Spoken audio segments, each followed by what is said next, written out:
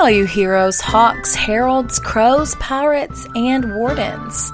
Welcome to the Dragon Age Lorecast, where we unpack, discuss, and galaxy brain about all the lore behind the Dragon Age series. We are so excited to bring you this podcast. Every episode, we'll be talking about a different topic in the Dragon Age universe. From character deep dives to exalted marches and elven gods. We will cover it all. There will be spoilers. And always remember, swooping is bad.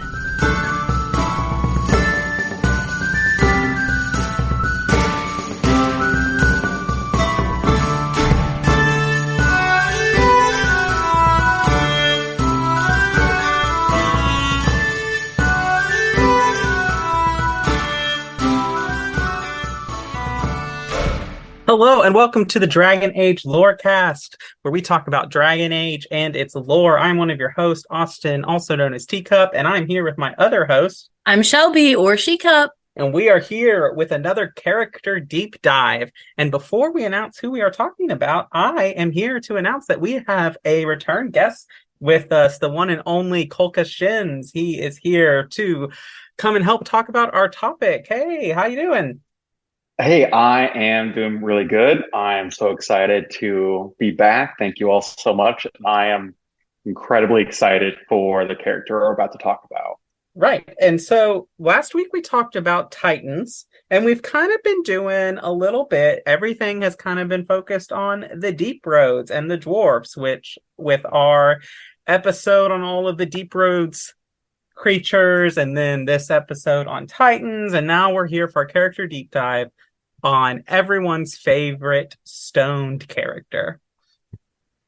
Ogren? Right? I was like, I don't know if we could say that much, but yeah. Sarah? Different kind of stoned. Different kind of stoned. Yeah, no, that's fair. That's fair. But we are indeed talking about the one and only Shale today, which, you know, this topic is really interesting for a number of reasons. First and foremost, I think that Shale is easily the most beloved DLC companion that we've ever had in Dragon Age. So that makes it exciting to talk about. I also think Shale's story is just generally one of the more interesting ones, one of the most interesting concepts for a character. So I'm pretty excited to talk about them today. But before we get too deep into talking about stuff and our fun facts, I wanted to just remind you all, first of all, who Shale is, because if you haven't played the DLC, you may not know. So Shale is a potential party member from Origins, and Shale is a golem and can be acquired through the Stone Prisoner DLC. So that's the first thing. And then the second thing that we also wanted to talk about was Shale's pronouns, because this is actually a little bit more complex than I even thought it was before I did this research. So I'll give you the information and then we can have some discussion about it. So this has actually even been a topic of pretty heated discussion in the Dragon Age community. And many commenters, I even saw some of these comments that were still around in, the ancient web pages I was digging into for researching this episode. A lot of people assumed Shale was a masculine character when this DLC came out. But that's not true. Like, there's no realm of possibility where that is true. But there are some important things to note. In Asunder, there is a conversation between Shale, Rhys, Adrian, and Wynn, where Rhys asks straight up, is Shale, are you a woman? Like, are you a female? And the line with Shale's response is this, direct quote. The statue seemed almost indignant. I most certainly am not. So we also know that Shale is also not a female, according to this line from the book. But we also have a line from the game, in game, that Shale says, I have no gender. So there's that. That's the first thing. The second thing that I think makes it a little bit more complex is that, on the other hand, the World of Thedas Encyclopedia and the game both use she, her pronouns to refer to Shale. This is because we learn through Shale's DLC that Shale was a dwarven woman before becoming a golem. So we have some conflicting information from BioWare. Surprise of all surprises. So what I'm kind of proposing that we will do in this episode is we'll either refer to Shale just by Shale's name and not use a pronoun, or we'll try to use they them pronouns to refer to Shale, just because I feel like those are two options where we can meet in the middle on this. And obviously Shale is not a person that we can just ask, hey, which would you prefer? So that's what we're going to try to do to be the most respectful thing possible. Do you all have thoughts or opinions otherwise? I agree. I think using they them might be the best approach to it. Shale, I think, infamously refers to everyone else as it. And I think they do that maybe because of their own lack of identity with one gender or another, or any gender. I want to plant a little seed here that we can probably get to down the road. It would not surprise me if Shale ever does return, and as much as I hope that that is true, I don't know that that is likely going to happen, given that voice actress has since died since Dragon Age Origins, and they just have such a unique voice that I don't think they would recast this character.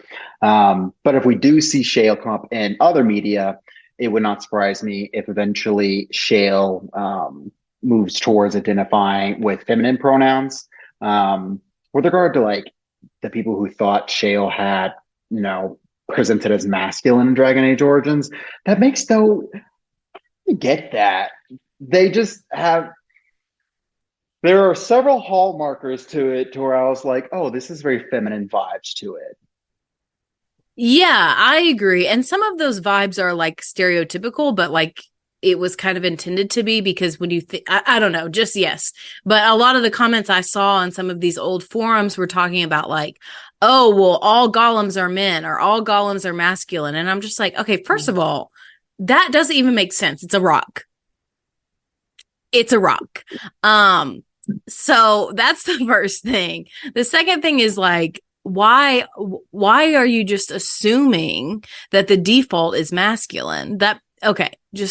This is not 1952. Yeah. I think a lot of the confusion has to go with the time in which Dragon Age Origins was released, and the Dragon Age Origins has a lot of problematic stuff when it comes to trans people or people who are gender non-conforming.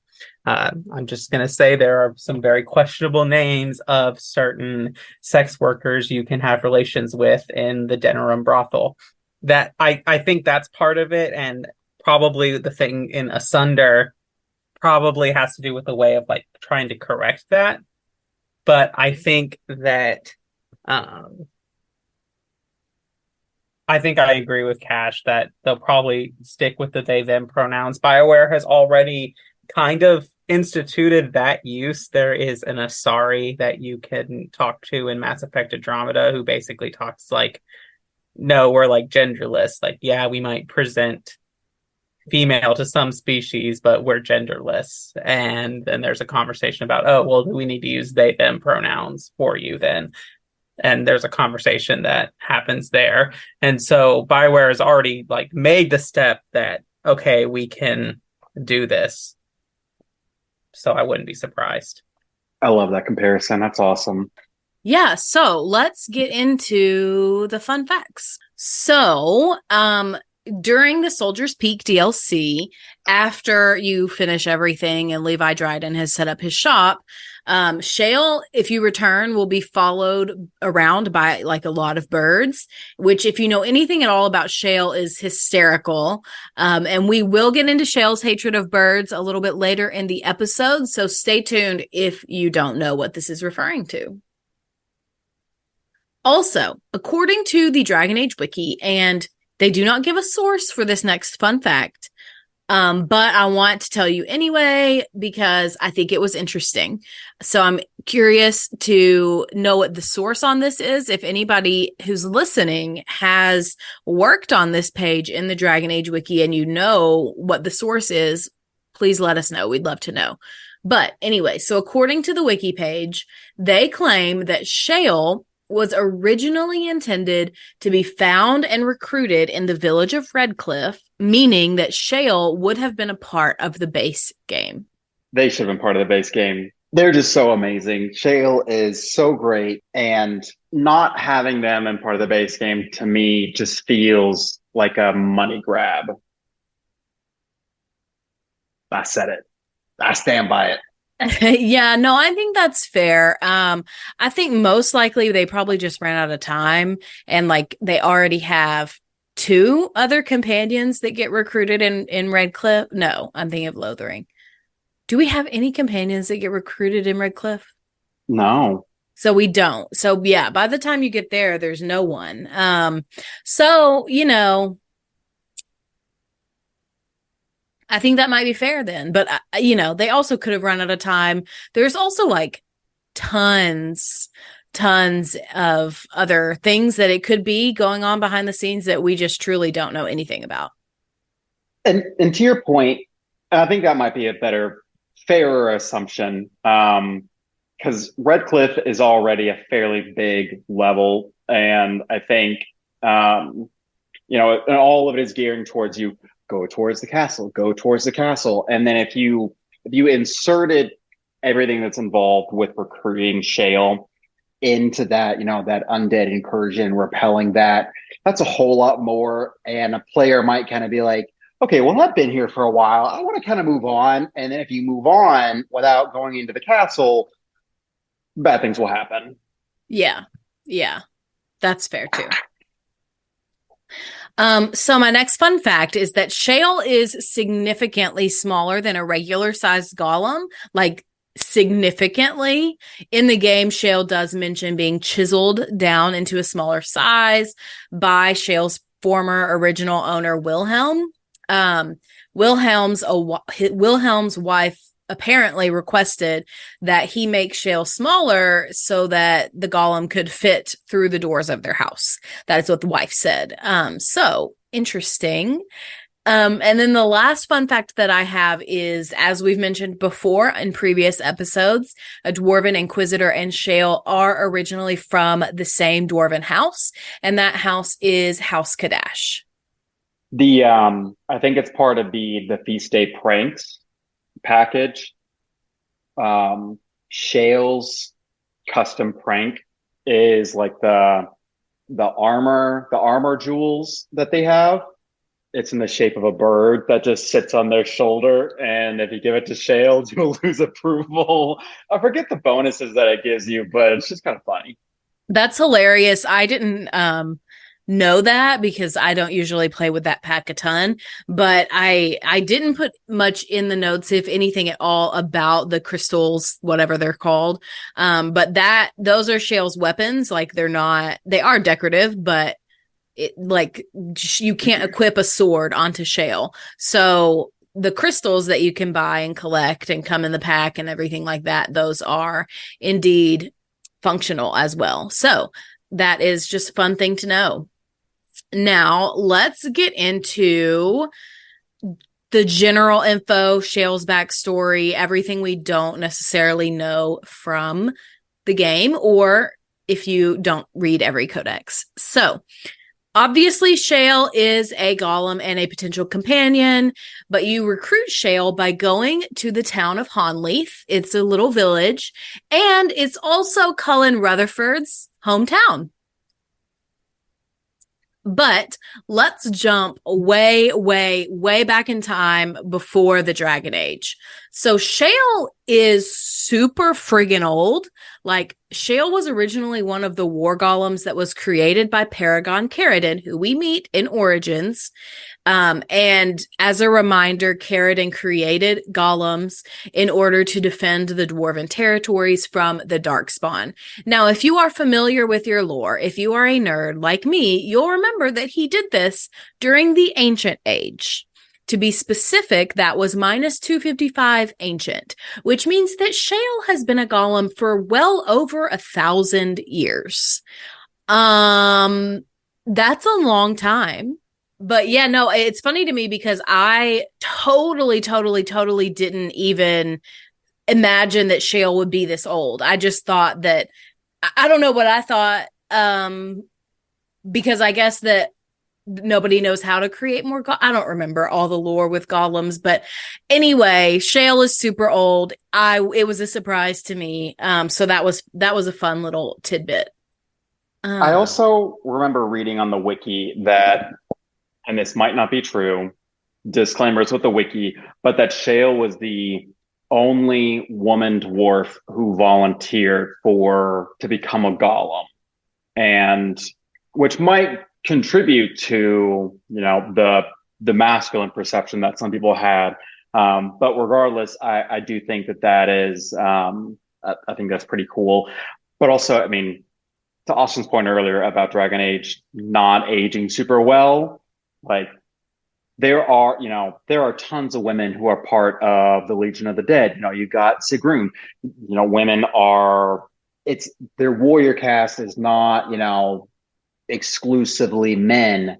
So I mean, the idea that only one woman dwarf would have volunteered to become a golem just doesn't really make a lot of sense to me, especially in the context of the need to make golems, where it's an existential threat like the Blight, and not the Blight, pardon me, the Darkspawns invading the Deep Roads. Yeah, no, I completely agree. And I think we have talked about this a lot on the show before, but I think this is another example where we can see that, okay, you guys have created this universe where you're saying, okay, sexism doesn't exist. We have female queens. Look at all this. This is awesome. Like, they're the rulers of this world. But in practice, you have let your misogyny, internalized, explicit, whatever the case may be, you have still let that bleed into this world that you've created and set up, and you're just too blind to see it. And I'm not necessarily saying like, oh, well, this game should be thrown out, or you as a developer should be excommunicated or anything like that. However, I just think it's important for us to be like, hey, this is not perfect. This is something that we could do better on, and let's make this more, accurate to the lore, if it really is true that sexism doesn't exist in Thedas. And I think on that point, having more women dwarves have become golems, that's such a small detail to retcon, for where, in terms of the overall larger lore implications, it doesn't really affect anything other than moving this one out of place lore detail into a better fit with the overall idea that they've been trying to go for. Yes, absolutely agree. And I mean, there are small little things similar to this that they tweaked when the Mass Effect Legendary Edition came out. So I don't think it's beyond the realm of possibility that some of these things could potentially be changed in the future. Well, let's go back to the Ancient Age for a minute. Yes, Cash, like you were saying, Shale was, one of the only female golem, or was the only female that, volunteered to become a golem. But before that, Shale was actually known as one of the best warriors that existed in the warrior class. And Shale was specifically a warrior, like a household warrior, we think, of King Voltor. And so Shale was super, super, super highly regarded in their house, in House Kadash. So it's pretty prestigious that Shale would become one of the first golems for Carridin. And so then when Shale does become a golem, Shale is immensely loyal to Carridin as well. And so I think one of the big personality factors of Shale is that they are loyal. And I think you can maybe even say loyal to a fault. So I think that that's a big part of Shale's personality and who they are. And so during this time period, when Shale is a golem and more darkspawn are coming around, King Voltor, he is basically the one to ask Caridin, like, hey, we're going to use the anvil of the void to conscript golems. And Shale is opposed to this. Shale is like, we can't do this, which we will discuss more about the anvil of the void later, because apparently someone in this room has a major hot take about it. I won't give you any spoilers yet as to who, but just stay tuned after the mid break for that. So it's interesting to me. Shale has all of this history, all of these things that they did back in the ancient age, but their memory does not extend this far back. Shale really only remembers the last 30 or so years. So I have a theory that Wilhelm's spells, one of the magical things that Shale's previous owner, is what messed with the memories. But I know that Cash also has some thoughts. So we can kind of get into it. I am fascinated by this question of why Shale doesn't remember. For me, I think of it in terms of like the limits of the organic mind, how much a normal mind can remember and how much information it can store. Having survived for over 1,000 years, if you think of a brain or a mind kind of like a computer, it's eventually going to run out of space. And golems, like we've discussed, they were originally dwarves that volunteered for this process, and a mixture of stone, probably some crystals and lyrium forming their bodies. But they, as far as we're aware, they retain their minds. I think that's a pretty safe assumption. But I searched for this. I could not find out the average lifespan of a dwarf in Thedas. Do you all have any information on that? I think that I have looked this up before, maybe for one of our Dwarven episodes, but couldn't find it either. So again, if anyone out there who's listening knows, please let us know. So I would think that it's fairly safe. In the lack of specific answer, I think it's fairly safe to assume at minimum it's probably in the same ballpark as everybody else. They might live longer. If they do live longer, I wouldn't expect that to be, maybe more than 150 years at most. I feel like if it was dwarves, they live for 300 years, I feel like we would have heard that, and that would have been pretty significant. So, I mean, if the normal dwarven lifespan is, 80 or 100 years or so, and then for somebody to retain that dwarven mind and then to live for over 1,000 years, and recognizing, there are periods of inactivity, but we're also, we know that Shale is aware the whole time, while they are in stasis, in Honnleath. But after so long of a period of time, they would eventually run into a breaking point of, I can't retain any more information that I already have right now. I need to start deleting, to some degree, probably, surely, subconsciously, I've got to start forgetting, my earliest memories to save space for my newest memories in order just to preserve my sanity. And I think that to me I really like this theory. It also, unfortunately, as far as we're aware, golems are functionally immortal. They can be killed by damage, but, they're not going to catch a disease. They're not going to die of old age, nothing like that. They could continue to live on forever, barring, some unfortunate circumstance. Shale could continue on, but then sadly, that also envisions the future. If Shale survives another couple hundred years, they might not remember the warden. or anything that happened then, unless they had some way of writing it down just to remember. But at that point, it's just you're basically reading your own biography, which is also my theory of how Carradine remembers everything. I think Carradine may have just written a lot of stuff down to remember, and then also had long periods of inactivity while he was hidden away.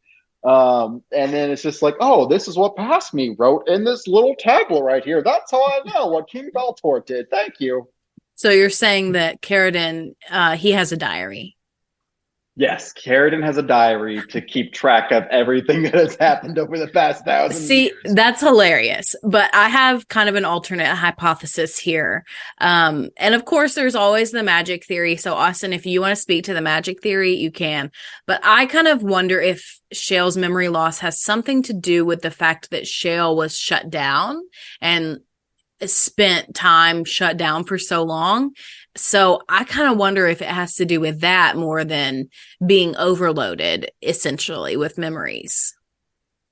I think that's really good too. I was gonna just chime in here because no, we don't have anything in lore from Dragon Age of Dwarfs, but we can look to other like medias, other franchises that have dwarves to kind of give a guess. So in D&D, dwarves have a life expectancy of 350 years. In Lord of the Rings, it's 250 years. In the inheritance cycle, we're not told outright, but we know that it's several centuries. So probably roughly around that 200 to 300 years in there. So we could probably guess Dragon Age tends to be lower life expectancies than other fantasy series around it.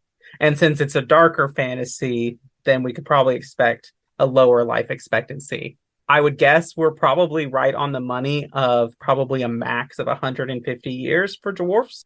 But I think with Shelby's point is really poignant, and it's a point to talk about our own like memory, because the mind is a muscle, meaning that you have to engage it in work for it to maintain the skill level that it happens. You know, if you are, for example, like if you play an instrument, if you really played an instrument when you were going through high school and stuff like that, and then you fell off playing that instrument in college and then you're in adulthood, your skill level is not going to be the same. Now, memory is a little more complicated because there's, in our minds, there's a difference between like your short-term and your long-term memory, and things that are like basically sorted, for lack of a better word, into your long-term memory are a lot harder to forget than something that is put into your short-term memory. Like the way it lays into the neurons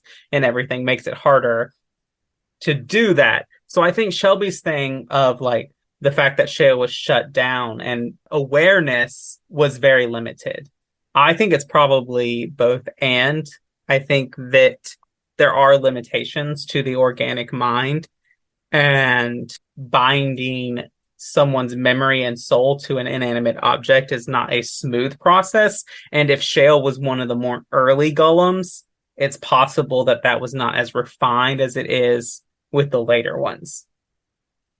Well, I have two things. I have an amalgamation of the two theories that you have sparked that, Austin. But first, I would just want to point out that, you know, Carradine did that. He created the anvil in negative 255 ancient, and then he disappeared in negative 248 ancient. So it's only a 6-year period that he was actively making golems.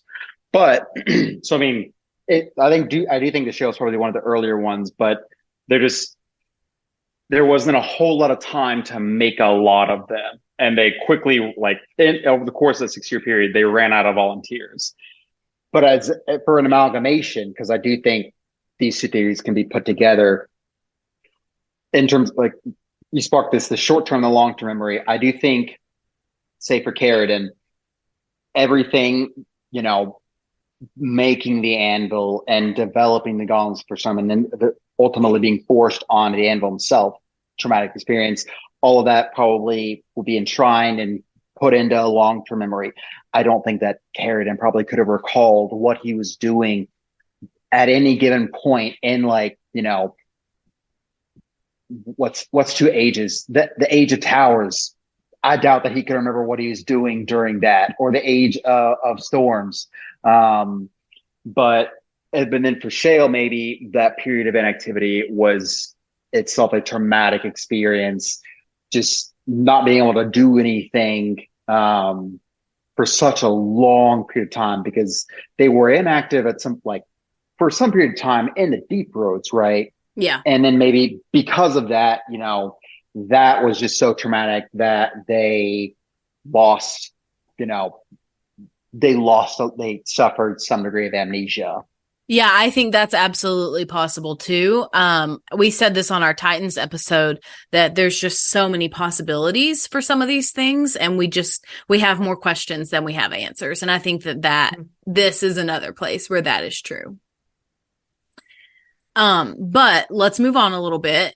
So let's get into some of Shale's history, like just before More recent. Yeah, maybe a little bit.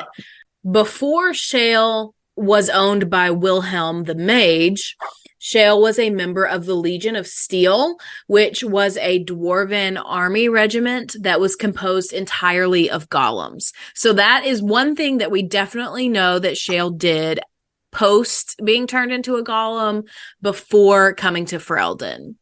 We also know that the reason why Shale kind of leaves and starts and, isn't just in the deep roads with Caridin still is because he sent her away. And Caridin does this when he gets turned into a golem. And again, we're not really sure why, but we can kind of hypothesize and speculate that he does that. Caridin's in pain. Caridin is I don't want to basically live anymore. And so he sends all the people, all the things away. He goes into hiding, all of that. Sometime after this, Shale got deactivated in one of the lost tags. We don't know at all how this happened. We just don't know. But we just know that Shale was deactivated, and that in 893 Blessed, the deactivated Shale and the control rod to control said Shale were both found by the mage Wilhelm. His name is Wilhelm Solsbacher, which is quite a name. And so Wilhelm is attempting to escape from a group of shrieks in the deep roads when he comes across Shale, and that's when he reactivates Shale. So Shale is basically asleep, deactivated for some time after Caridin gets turned into a golem until the Blessed Age, which is a long time to be deactivated. I know we moved on from this topic, but another theory could be just the sheer amount of time that Shale was deactivated led to just basically wiping the slate clean of the memories, because that's a long time. I mean, Shale was deactivated for longer than they were walking around as as a dwarf or a golem. I think the fact that Shale was deactivated, what Caridin sent them away, and then they were deactivated. I think that also suggests that at some point between Caridin sending them away and their deactivation, at some point Shale, I think, must have been captured by other dwarves, and then through some manner was subjected to to a control rod, because I don't think that Caridin would have subjected them to a control rod in their initial creation. And Caridin himself, there was no control rod because his apprentices, as far as I'm aware, they didn't know how to make one. And I don't think that he would have done that to Shale. So, I mean, I think that just adds a little bit, an element of tragedy to their story as well.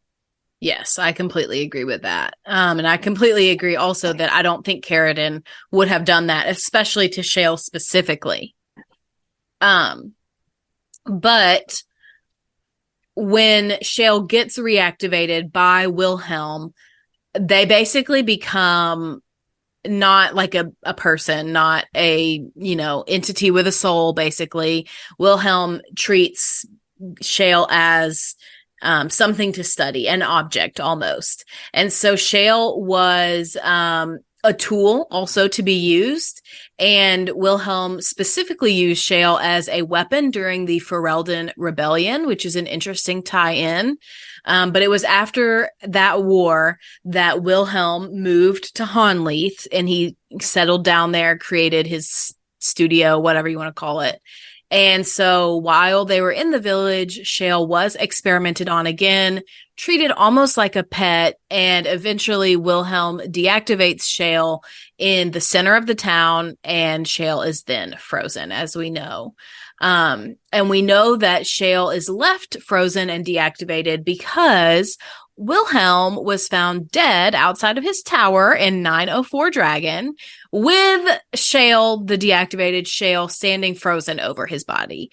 There were technically no witnesses to the event, so we can't hold Shale responsible for this act. But it is believed that Shale did kill him, which I think is well within their rights. But in response to what all of the townspeople assumed was Wilhelm's death at the hands of Shale, Shale's control rod was sold to a merchant who, took it far away. Shale was moved to the center of town, and they did all of this in hopes that the golem would never be reactivated again. Do we have thoughts before we go to the mid-break? Shale is innocent. They did not kill Wilhelm. He just dropped dead of his own accord. Maybe it was an aneurysm. We don't know. Shale's innocent. No, right. No, that's true. Like, he could have absolutely died of natural causes. He could have had a heart attack or a stroke or, anything. And Shale was just there. And all of these villagers are just blaming Shale. And we don't know if that Shale actually did anything. They're frozen with their hands up in the air and not like in a slamming down motion. Maybe it was just a cheer of, oh, finally he died of an aneurysm. Or, there's so many options that could be reality here. And it is presumptuous, I think, to immediately assign blame to Shale in this situation. But let's go to the mid-break, and then we'll come back and tell you the rest of Shale's story.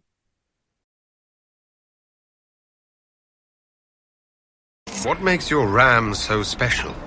Well, he's always brought the family luck, and his advice helped us make our fortune. Your ram offered advice. How do you get your hair to do that, Dorian? With magic? With proper hygiene and grooming. Maybe all three of you should get acquainted. Kirkwall's not brown enough for me. But hey, no darkspawn. Ferelden wasn't that brown. The dirt and muck gave it character.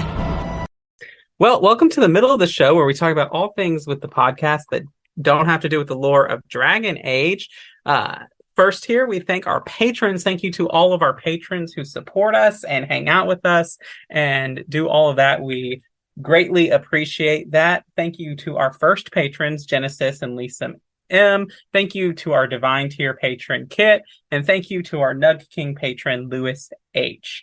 Thank you to all who support us. We greatly appreciate it. If you'd like to support us and join us on the show each month, you can go to patreon.com/DA Lorecast, and you can sign up at the first Enchanter tier or higher, and you can come on and hang out with us on patron chats, which are a lot of fun. If you can't support us on Patreon, we totally get that. Another great way to support us is to leave us ratings and reviews. If you leave us a 5-star review and some kind words on Apple, we'll read it out on a future episode of the show.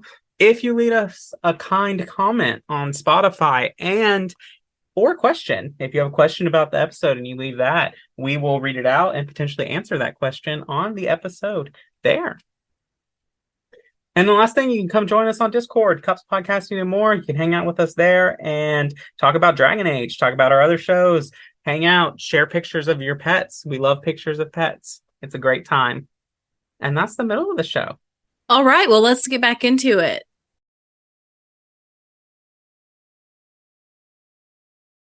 Have a care where your eyes linger, Alistair. Yes, well, don't worry. It's not what you think. I see. I was looking at your nose. And what is it about my nose that captivates you so? I was just thinking that it looks exactly like your mother's. I hate you so much. I was one of the crows you hired to kill the Grey Wardens. I thought you looked familiar. Well, I just wanted to report that I failed my mission, Loghain. You don't say. I'm terribly broken up over it. Well, thank you kindly for informing me. You fear barbarians will swoop down upon you. Yes, swooping is bad.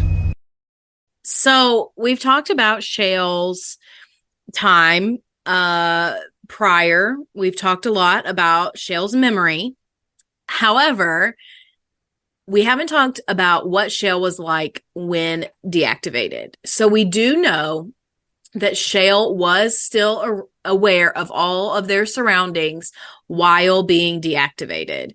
And so Shale basically stays this way for several decades and is awake but unable to move. And so this is kind of where their hatred of birds comes into play. I know I teased this earlier, but we do have a very interesting Codex entry that gives us some information about what Shale saw and experienced while being deactivated. This Codex is named A Note from the Honnleath Village Council, and it says this. The council has unanimously agreed to put you in charge of the decorations for Honnleath's upcoming harvest festival. We all adored what you did with the village for the winter solstice. As usual, the statue must be adorned with items that capture the essence of the season. Iris kindly offered the use of her wide-brimmed straw hat with the berries and daisies and would love to see it on the statue.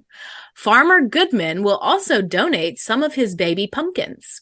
We think a garland of small pumpkins and ribbons draped around the statue's shoulders would be lovely. Whatever you decide will be splendid, I'm sure, and we are all looking forward to it. Signed, Councilman Murray. I need fan art of that so bad. I'm sure that it exists. Truly. But yes, it's humorous. Yes, it's funny. But if you kind of dig a little bit deeper and like reflect on it for a second, it's really dehumanizing because Shale is awake. Like they remember this and they have to go through life like seeing these people treating them as an inanimate object, which like it's not the people's fault because they think that they are and they don't know any better either. So it's just it is a tragic situation. You said that earlier, and I think that it's very accurate that Shale like spends so much time having to live with being decorated and being pooped on by birds and, kids telling stories about them, I'm sure. And it would be a really objectifying experience to live like that. If I recall correctly, I'm pretty sure that Shale was, for lack of better phrasing, to a degree, enjoyed hearing or knowing of the demise of the villagers in the Darkspawn attack on Honnleath. Kind of felt, but I don't know that Shale would have like personally hunted everybody down, but it was kind of like, they had it coming. This is kind of jumping in to kind of talk about Shale's personality a little bit, or they very much are kind of similar to Morrigan, is like, the world is harsh and going to treat you like that. Complaining about it doesn't change it. So you might as well, and feeling sorry for those people who weren't strong enough to defend themselves is a waste of time. Shale doesn't necessarily, other than birds maybe, and Wilhelm, Shale doesn't necessarily wish people ill. They just don't care if bad things happen to people. Yeah, that's accurate. That's very accurate. And another thing I like to think about, this is a little off topic, but another thing I like to think about is, Honnleath is Cullen's hometown. Cullen was a child. I don't know exactly how old he is, but we know that he was a child in the early Dragon Age. And so Cullen probably participated in some of these festivals. He probably was one of the children running around and generally annoying Shale. So I think it's fun to think about that. I've definitely seen fan art of that, and it's really cute. But I wish that there was a little bit of dialogue, whether it's ambient or whatever, between Cullen in if you take Shale to the Mage Tower. I would love to have seen that, because just imagine Cullen's reaction would have been hysterical. But unfortunately, to my knowledge, we don't have anything like that. I wonder how many people have actually tried, because I don't know a single person who goes to Honnleath to get Shale before they get... You do that before you get Win? 100%. I go and get Shale as soon as I leave Ostagar. Shale is always in my party. Always in my party. Okay. I'm remembering this. Except for one point. There's only one point that Shale does not stay in my party. But because if you take Shale with you to the Broken Circle quest, in the Fade, when all of your companions are stuck in their nightmares, Shale's one of the easiest, the little break them out of the nightmare side quests. Because and this is also so tragic, they're just frozen again and they can't move. And you just have to walk up and tell them to snap out of it and be like, you can move, wake up. But there is absolutely no dialogue between Shale and Cullen, either when you meet him, when he's in his little holy force field, prayer force field, or if you go back to the tower after you've already cleaned up everything else. Yeah, so that would have been fun, but that's, again, something that they don't always have time to do, all the things that we think would make good lore interactions, and it's just the way it is. But now that we've talked about Shale's backstory, let's dive into where we see Shale throughout the games and external media, and what exactly their story is like in the games. So first, we're going to go chronologically. So in the Stolen Throne, we do see Shale under the control of Wilhelm when Merrick and Logain are meeting the main rebel camp. I am not sure if Shale is specifically named or if Shale is just referred to as Wilhelm's golem. I didn't remember this. It's been a while since I've read the book. So I just maybe don't remember everything about this in the book. And I didn't go back and read it because I have a full-time job and don't have time for all that. So, Shale is depicted in this Stolen Throne, and Wilhelm actually is one of the people that accompanies Merrick to visit Ferelden nobles who had previously agreed to support the Ferelden Rebellion. And so they bring Shale along almost as a threat to dissuade anyone who might think about attacking them or from backing out of their commitments, which frankly, a golem is the way to go on that one. And so obviously Dragon Age Origins is where we get the bulk of Shale's appearances in game. And like we've said before, Shale comes as part of the Stone Prisoner DLC. To get Shale as a companion, you first have to purchase the control rod from a merchant, and then you can take the control rod to Honnleath. And then when you arrive, you have to rescue a bunch of trapped villagers and defeat some demons. And I don't remember if there's Darkspawn, but you pretty much have to do a ton of stuff before you can actually activate Shale. But when you do reactivate Shale, they join your party as a full companion, and you can do this at any time, as we've previously established. But if you activate Shale before you go to the Deep Roads, there is some extra dialogue there.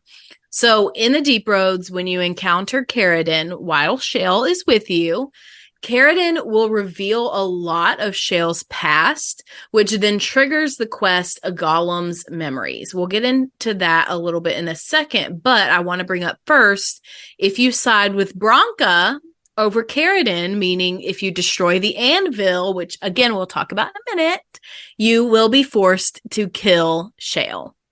I have never done that because I am morally opposed. But anyway, so A Golem's Memories is a fascinating quest. It's actually one of my favorite quests in all of Origins. And this is the quest you receive basically that tells you about Shale's background. And so after you come back to the surface and talk to Shale basically remembers the location of Kadash Tig, which has been lost for years. And so y'all can go and basically try to figure out more about Shale's life and anything that they can remember. And so while you're there, you learn that there's actually a large monument to the registry of dwarves who first volunteered to become golems in order to fight the Darkspawn. And this list includes Shale's original identity, which was the female dwarf named Shale Kadash. And Shale is spelled Shayle when referring to the dwarf Shale. And then it becomes Shale Shale when referring to the golem. And so I love this quest. The location is really beautiful for the deep roads, at least. So I really like this quest, and I didn't do it for a while because I didn't have the DLC at first. But yeah, it's a really great quest. I love it a lot. This is where I planted that seed earlier that I could foresee Shale moving towards identifying with female pronouns, because Shale is astounded to find out that they were originally a dwarf. And they ultimately want to find out more about that. And I know we're going to talk about Asunder in a minute. I just want to highlight this here now that they do mention in Asunder, when Wynn and Shale are traveling together, part of their mission, on top of all the Wynn stuff, they're also trying to pursue any leads or information on Shale's background and history. Yes. Yeah, absolutely. Thanks for bringing that up. And before we move on from Origins, just quickly, if your hero of Ferelden and Shale both survive to the end of the game, Shale will appear at like your honoring ceremony thing. And if you have high enough approval, Shale will reveal that they intend to travel to Venter. And the goal here is that Shale wants to consult with the mages in Minrathous about a possible remedy that could change them back into their original dwarven self. And this is when we see Wynn, who also basically joins in and says, hey, yeah, I'm going to go with Shale, and we're going to go together from here on out. And even your hero of Ferelden can actually volunteer to go with Shale even. So to me, I'm like, okay, well, this could really tie in to Dreadwolf.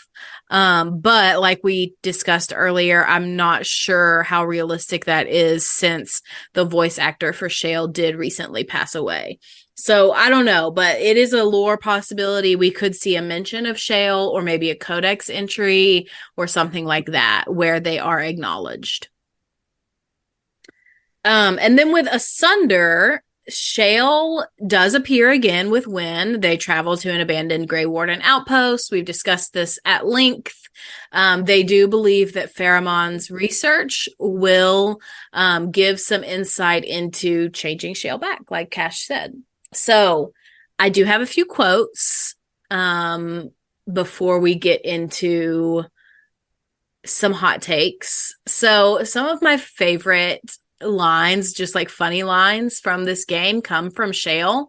So one thing that Shale says is, what can I say? I do have a heart of stone, which like literally, yeah, okay. But this next one is actually one of my favorite quotes from Origins, where Shale says, I would appreciate it if it didn't spread around that I said anything. Humans might start to get the wrong idea. They might start thinking that their race is not completely hopeless, which, yeah, accurate. I love them. Yeah, so funny. And then the last quote that I brought is also hilarious. And it says, now let us crush something soft and watch it fountain blood. That is a girlish thing to want to do, yes? Which makes me laugh so much. Like, okay. Is it not?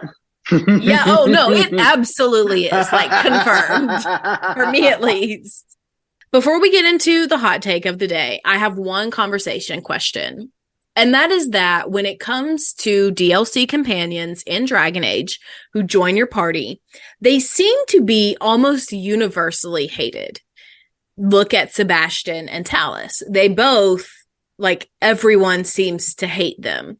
But Shale is absolutely not hated. Rather, it seems like Shale is almost a cult classic, an icon, if you will. And so I'm curious about y'all's opinions, why you think this phenomenon has kind of happened.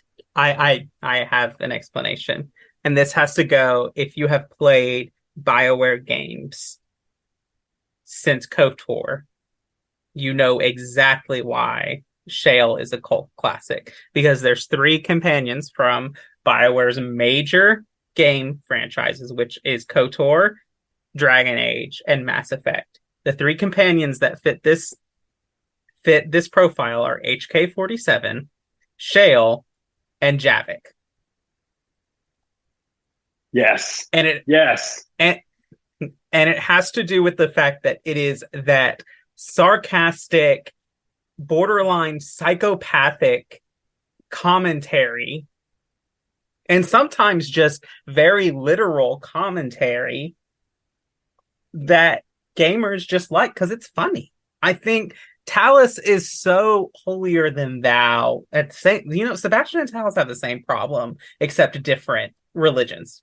Not only does Shale funny, but Shale has a huge lore implication and lore background, which is the same that is true with HK-47 and true with Javik as well. Javik is a Prothean. We've been hearing about Protheans all throughout the Mass Effect series. Here we have a Prothean who's going to tell us all about it. We're going to gravitate towards Javik. HK-47 was built by Revan. Sorry, spoilers for a 20-year-old game.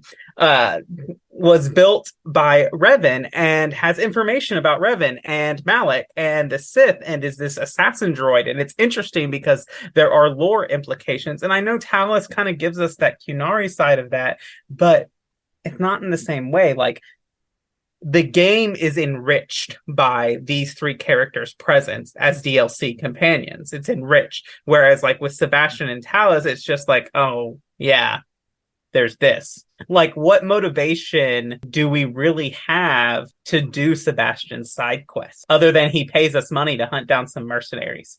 I mean, that's fair. Honestly, I think that is the perfect explanation and encapsulation of all of it.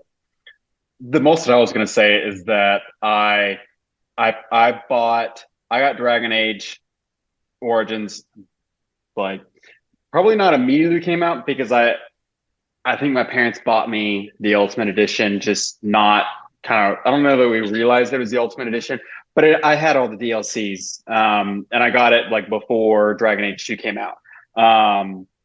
OG player, what's up? But so it's just more of like, I've always had Shale in the party, and I've never known Dragon Age without Shale, so it's hard for me to imagine a world without Shale, a gameplay without Shale. But I do think, to Austin's point, number one, I think you're 100% right with regard to this almost kind of formula that just works so well.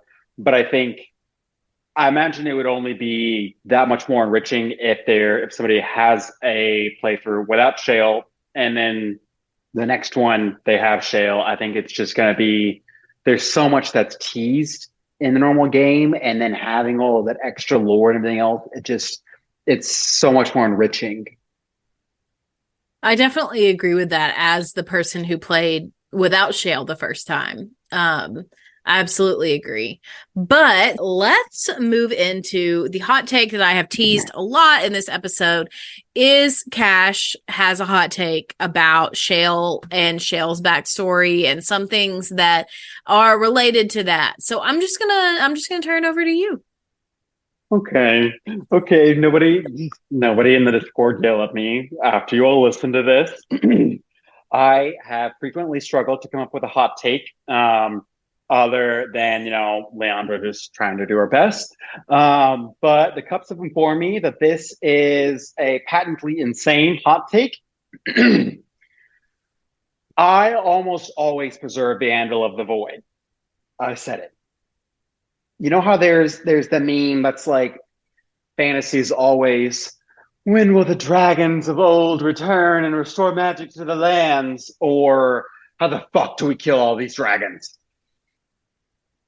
Dragon Age, as a video game franchise, leans a little bit more towards the former rather than the latter. I understand we have lots of high dragons, there are lots of dragons, but in the overall sense of like magic is dying, that sense of decay and entropy within the universe, this is an old world. To me, it feels like there's not that much grand magic left. Arlathan and all its wonders and miracles, those are gone.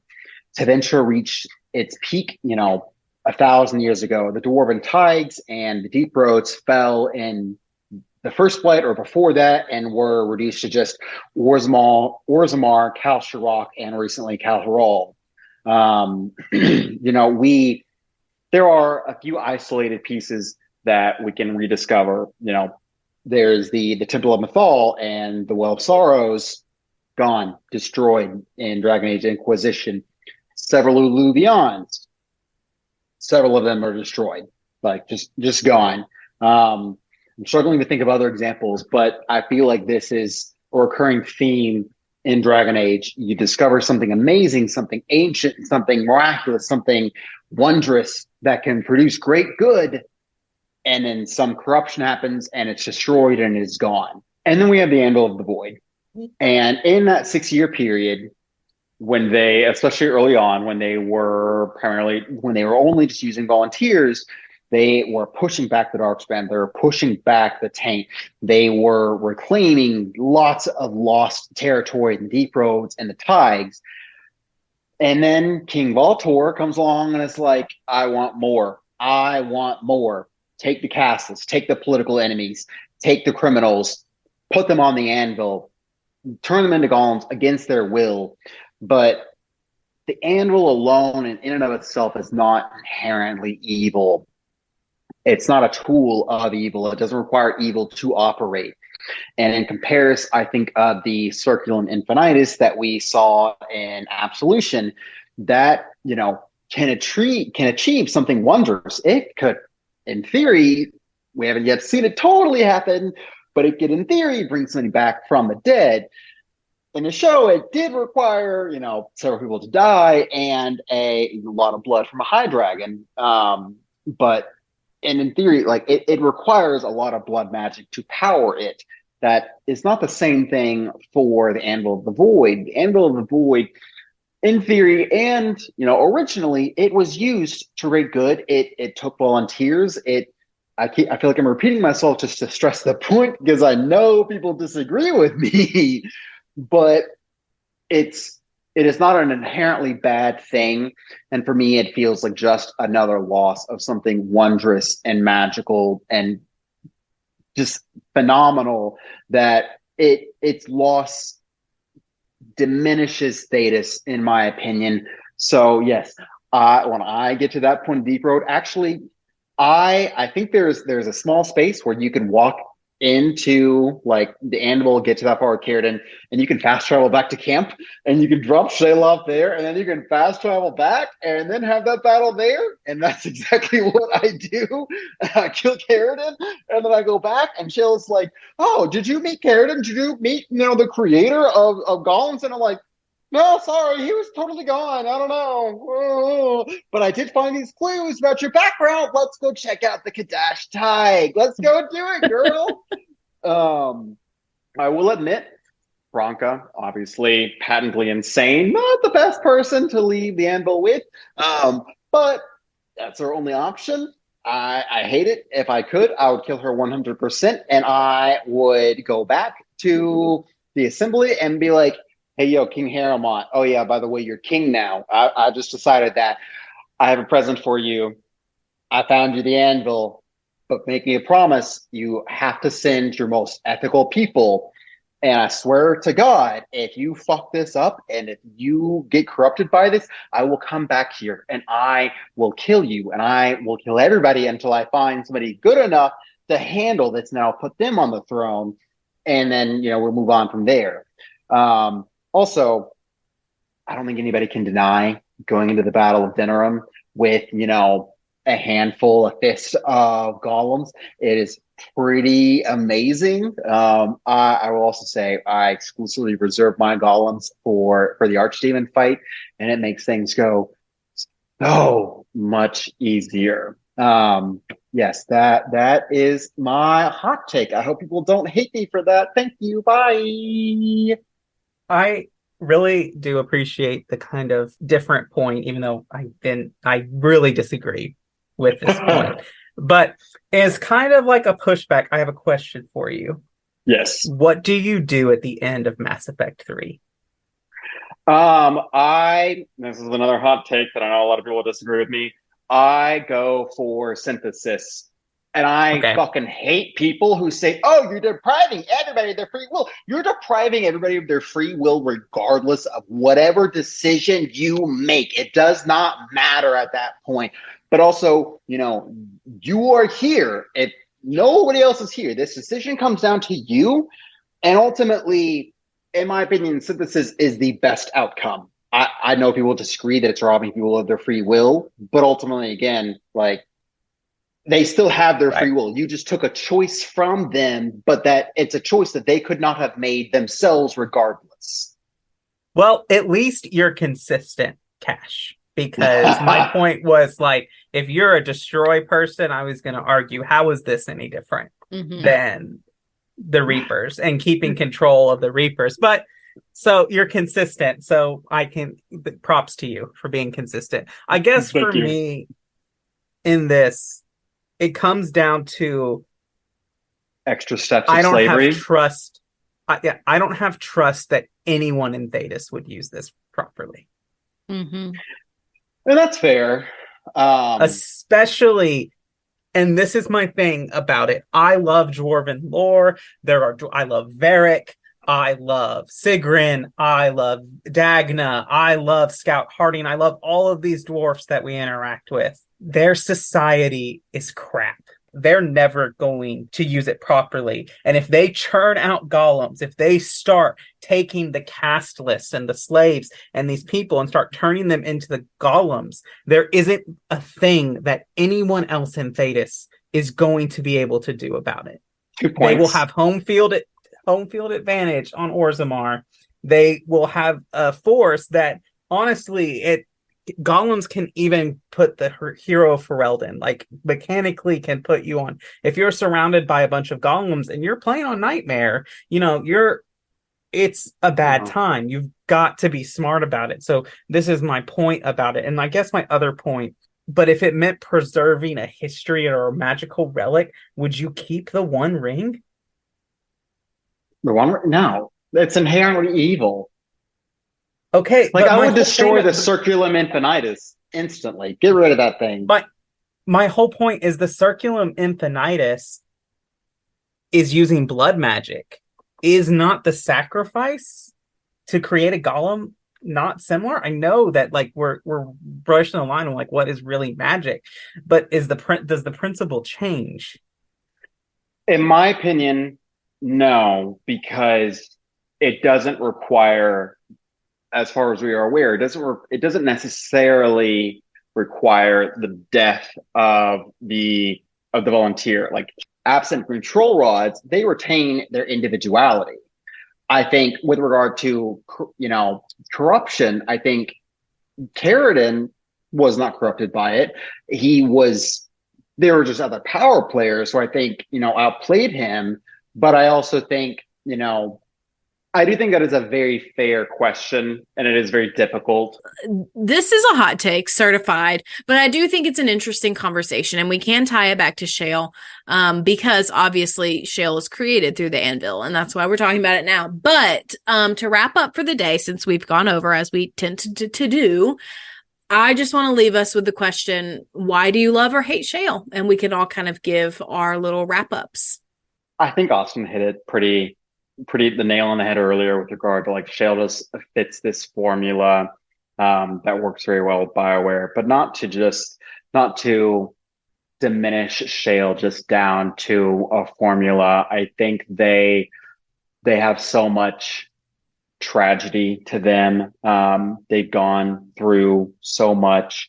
In spite of all of that, they retain a fantastic sense of humor, a great sense of style when it comes to incorporating gems into their body, but also just the loyalty that you hit on earlier, and the motivation and the drive to continue moving forward unrelentlessly, or just relentlessly moving forward. I think that's just so commendable.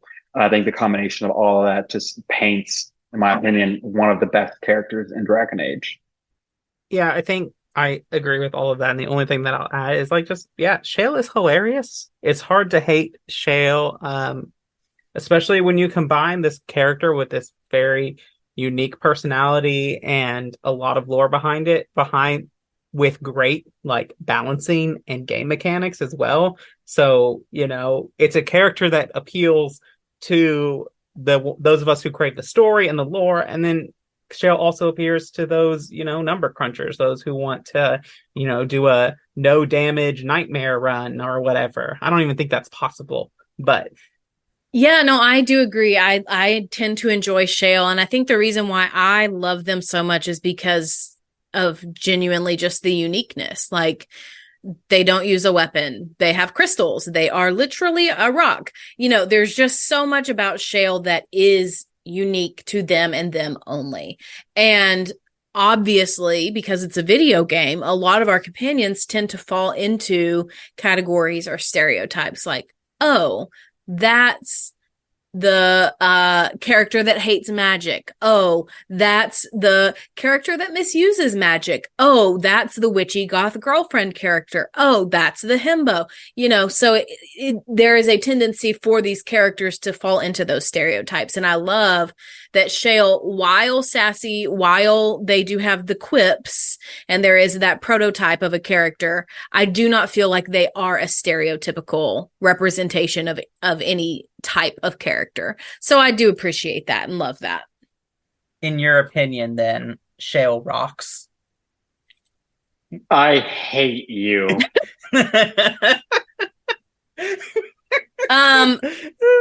Anyway, let's move on. I'm not dignifying that with a response. So, Cash, do you have anything that you would like to promote or plug before we kind of wrap up this episode? As always, I only ever just want to plug the Discord. The Cups have built a fantastic and amazing place on the internet. It is a fantastic and great community. We absolutely love new people whenever they join. We always hope to continue growing it, and everybody should join and come hang out with us. Thanks. Thank you for being here. Well, before we go, a special thank you to our Nug King patron, Lewis H., who gets thanked at the end of every show. Thank you to all of you who listen to the Dragon Age Lorecast. Thank you for listening, and we will see you next week.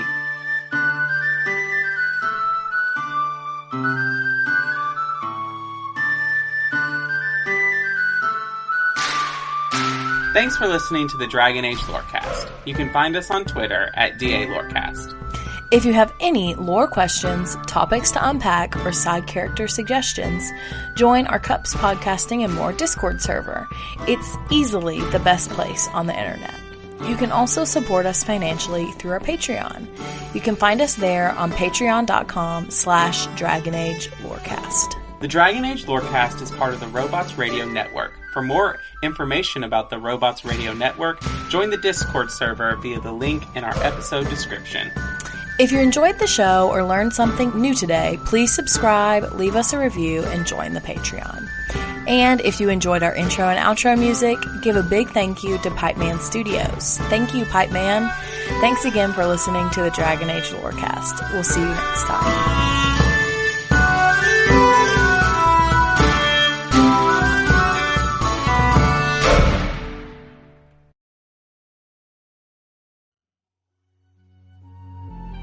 Hi, I'm Aaron.